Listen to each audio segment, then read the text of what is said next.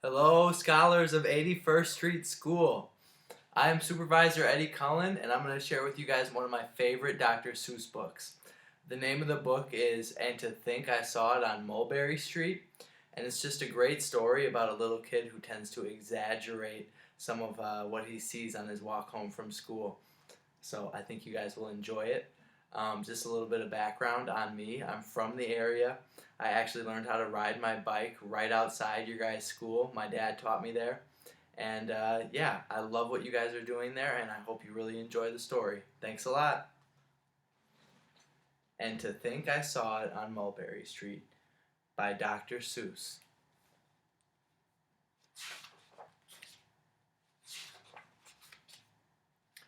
When I leave home to walk to school, Dad always says to me, "Marco, keep your eyelids up and see what you can see."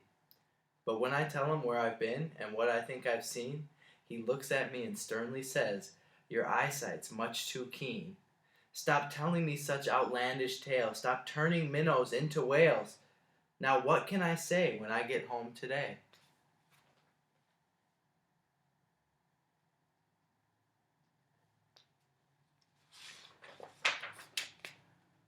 All the long way to school and all the way back, I've looked and I've looked and I've kept careful track.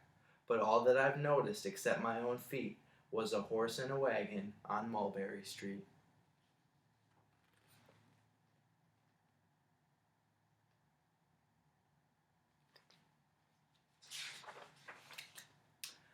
That's nothing to tell of. That won't do, of course. Just a broken down wagon that's drawn by a horse? That can't be my story. That's only a start. I'll say that a zebra was pulling that cart. And that is a story that no one can beat when I say that I saw it on Mulberry Street.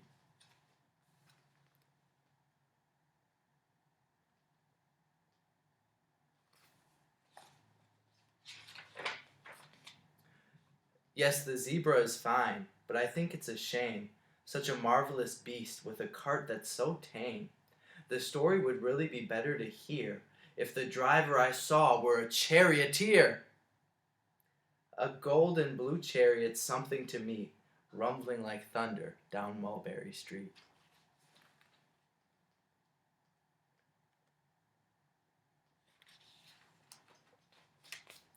No, it won't do at all. A zebra is too small. A reindeer is better. He's fast and he's fleet. And he'd look mighty smart on old Mulberry Street. Hold on a minute. There's something wrong. A reindeer hates the way it feels to pull a thing that runs on wheels. He'd be much happier instead if he could pull a fancy sled. Hmm, a reindeer and a sleigh. Say, anyone could think of that. Jack or Fred or Joe or Nat. Say, even Jane could think of that. But it isn't too late to make one little change. A sleigh and an elephant. There's something strange. I'll pick one with plenty of power and size. A blue one with plenty of fun in his eyes. And then, just to give him a little more tone, have a Raja with rubies perched high on a throne. Say, that makes a story that no one can beat when I say that I saw it on Mulberry Street.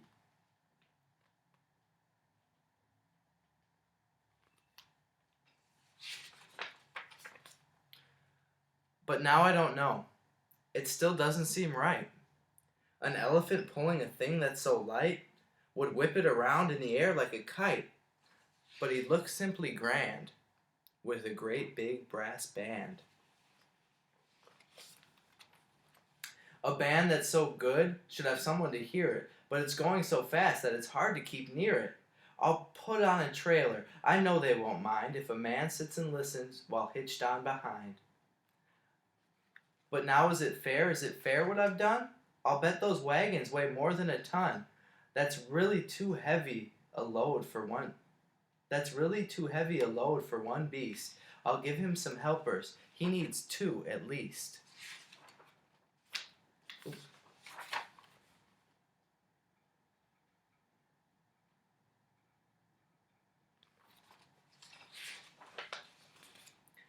But now what worries me is this. Mulberry Street runs into bliss. Unless there's something I can fix up, there'll be an awful traffic mix-up.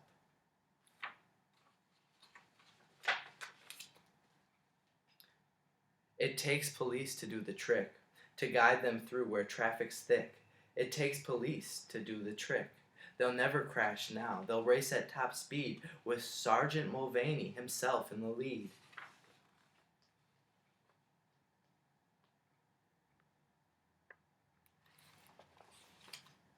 The mayor is there and he thinks it is grand, and he raises his hat as they dash by the stand.